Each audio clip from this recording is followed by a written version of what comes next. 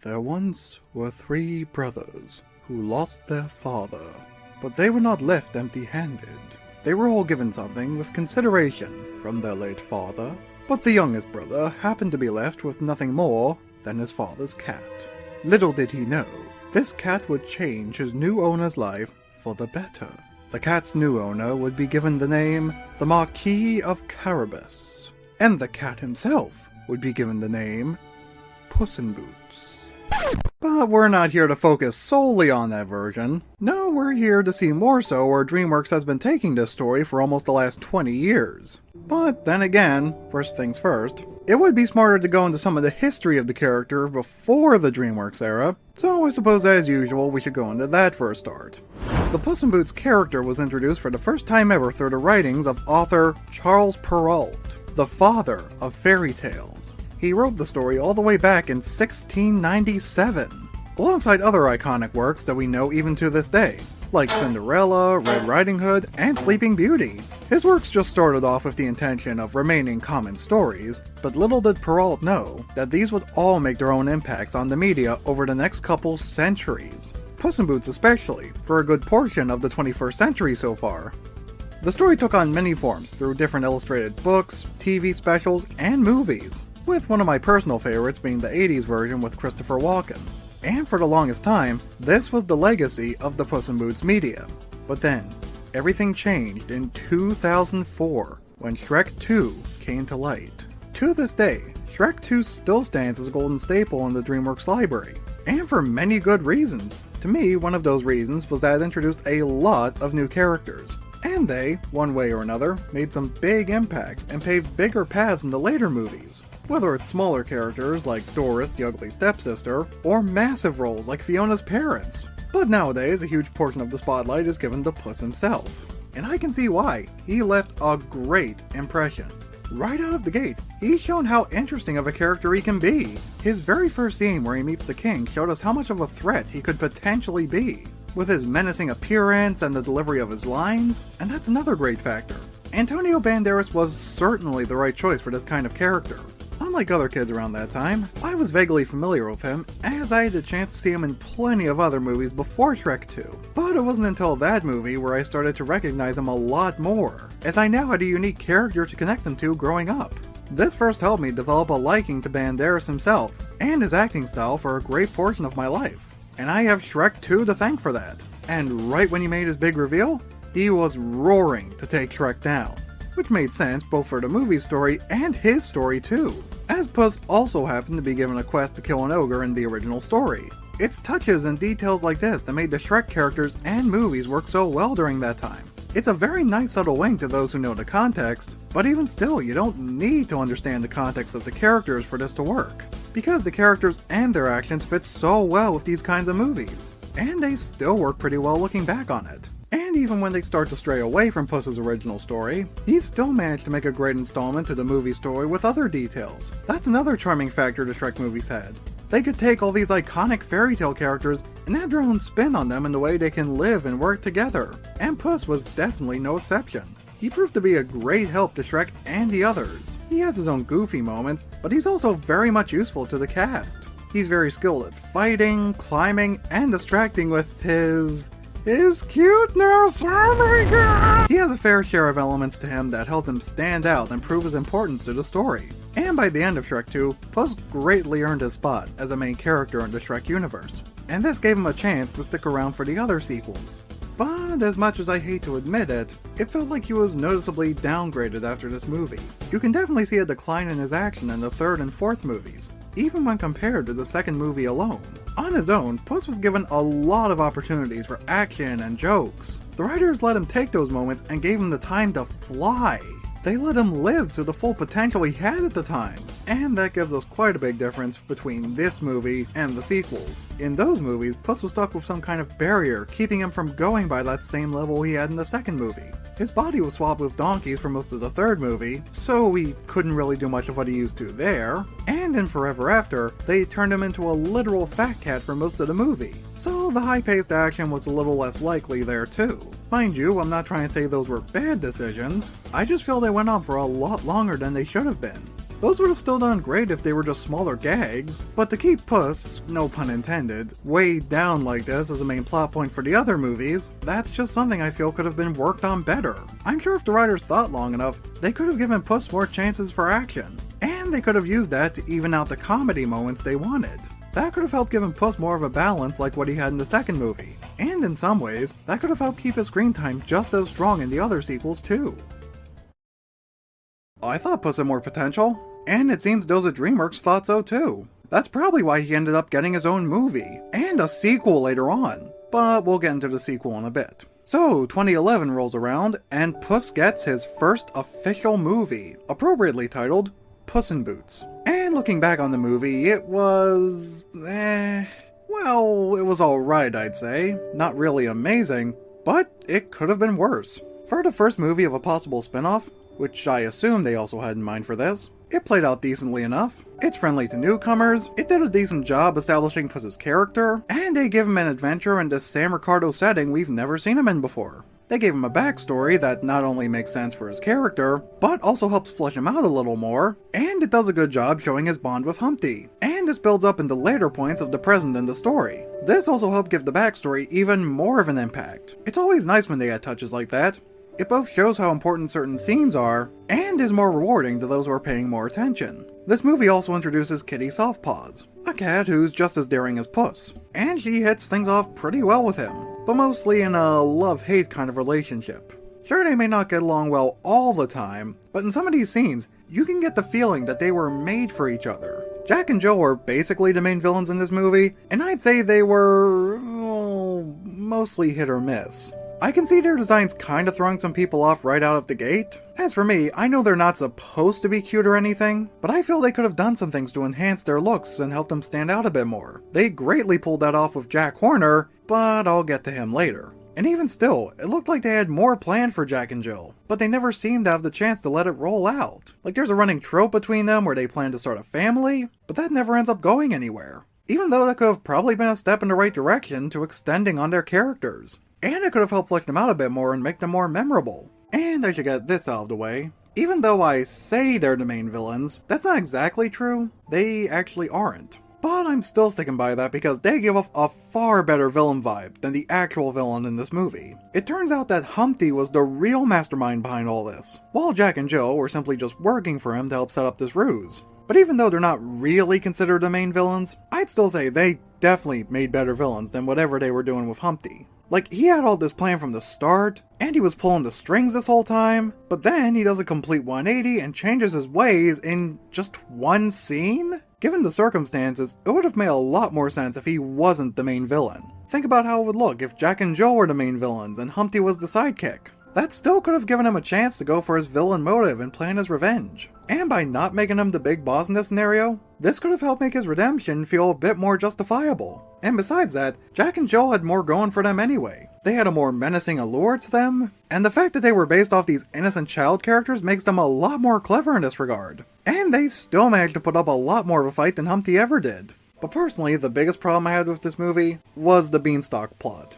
With all the build-up these magic beans and the beanstalk were given, you'd think the writers would have something really clever cooked up for it. Kinda like something they would have pulled off in the Shrek movies. But here, this, unfortunately, wasn't really the case. Don't worry though, I'd say the humor aspect still holds up fairly well in this movie and this plot, but in the beanstalk and castle scene in particular, it kinda drags. Sure, they were trying to give us some jokes, but most of them felt a bit more flat than in other scenes. And there wasn't even a giant they could fight or interact with? I gotta admit, that was kind of a letdown. Even when I saw this as a kid, I just wasn't that fond of the scene back then either. But still, they had quite a challenge getting the goose, and they still had to fight off her mom, who ends up serving as a huge obstacle and wreaking havoc over the city. See this? Why couldn't they have more stuff like this in the giant's castle? But anyway, this movie still had some of what I was hoping for. Some action, a bit of humor, and decent world building. So overall, I'd say it was still an okay movie. It was a nice experience at the time for Puss to have his own big screen adventure, without any direct aid of Shrek supporting a spotlight. This movie was a decent experiment, and a pretty doable story in the end.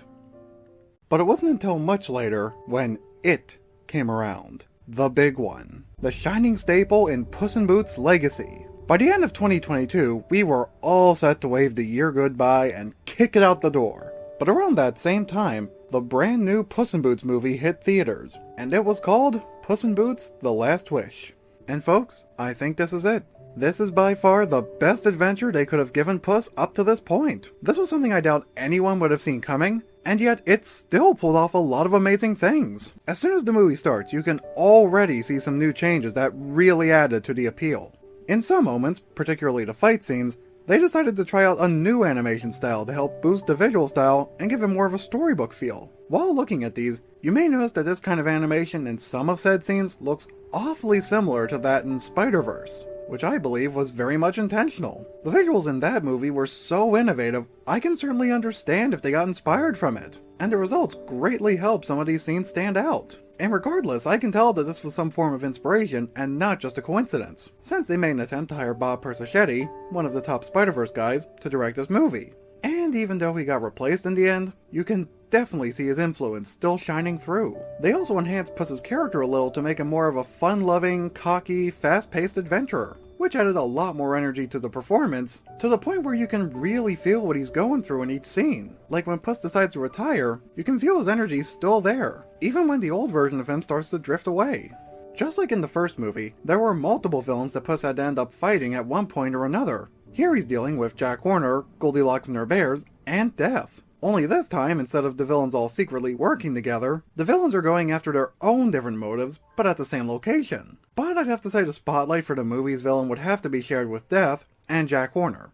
Death was a kind of enemy Puss never really had to face before, but now he's become much more of a big deal, now that he's down to his last life. Death may have been an amazing enough villain on his own, but Jack Horner had plenty going for him too, if not a bit more. When it came to resources, the writers were letting him go all out with his choices of weapons and materials. He had so much to work with that helped play a part on his end, whether it's to boost his humor, or give him an actual decent advantage. See, this is what Jack and Jill could have and probably should have been like. This kind of planning would have most likely given them more opportunities to both meet their goal and entertain us as viewers. It also helps that Jack had some of the funniest writing in this movie too. Your wish is horrible. You're horrible. You're an irredeemable monster. What took you so long, idiot? Hey, I'm gonna bust you up, plum thumb, and then I'm gonna wear your clothes. That was weird. He always had something witty or amusing to say in his scenes. Death, meanwhile, brings a darker but also more thought-provoking side to the story, as he introduces himself in a way that can leave you thinking if he really is the one and only Grim Reaper, or if he's just using that as a metaphor. Hey, kitty, I'm your doom. Oh, please, I've heard that plenty of times before. No, I really am the one who will end you. Well, you have more confidence than others. I can respect that. Alright, that's it. He's also the first major force to help get the plot in motion. Throughout their first fight together, you can see Puss go through a kind of tension that he's never faced before, which turns to a life-changing experience for him, and also helps add more layers to the story. Besides them, there's also Goldilocks and the Bears, who probably had the most clever change from their story for this movie. It's heavily implied that Goldie joined them at one point, and they made their own fierce hunting team, which fits well with their story, provides a unique twist on their typical layout, and also pays off well in the end. And that right there is enough to make a solid story arc to fit in with this movie universe. But probably the biggest, most impactful element this movie carries is the series of themes in the story. Just like in the first movie, Puss relives the experience of working in a team and building trust in others. But back then, most of the trust lesson was being weighed on Puss, as it was mostly him trying to put his trust in both Softpaws and Humpty. But in this movie, the trust factor is more balanced out,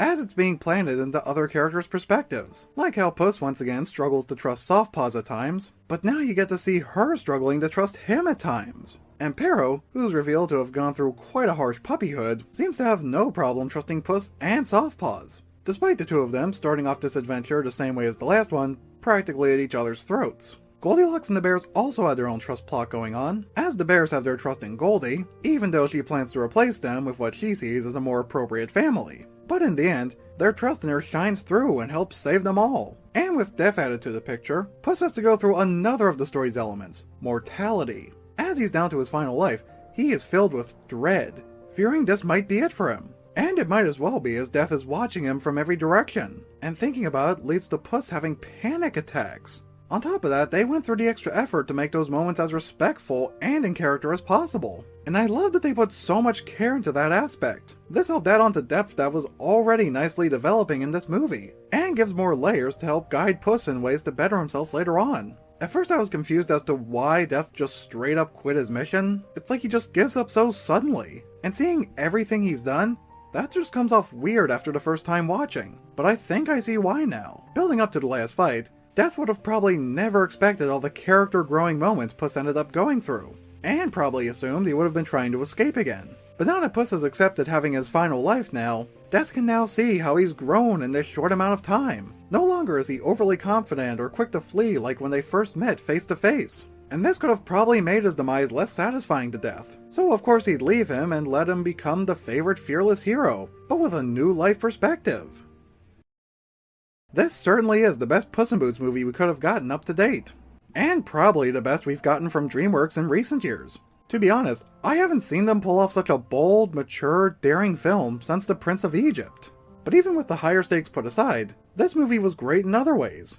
With the new animation, and the new characters, and the new story elements, there was just so much to love about it. But this leads us to where we are now, with this movie being quite a success, and other DreamWorks movies not so much. We're left wondering what they're gonna do now, and where they could possibly go with this, if they end up taking this anywhere at all, which might well be the case, as the very end of the movie shows they do in fact remember Shrek, and Far Far Away. And not only that, there's been some behind the scenes talk of some of the cast showing interest in getting a whole new Shrek movie done if possible. And while nothing's been set in stone yet from what I can tell, it would still be nice to see another installment to Shrek's story after so long. I'd be on board to see what they come up with, and I'm sure many others would be too. Especially one fella in particular. Where is the Shrek 5 trailer?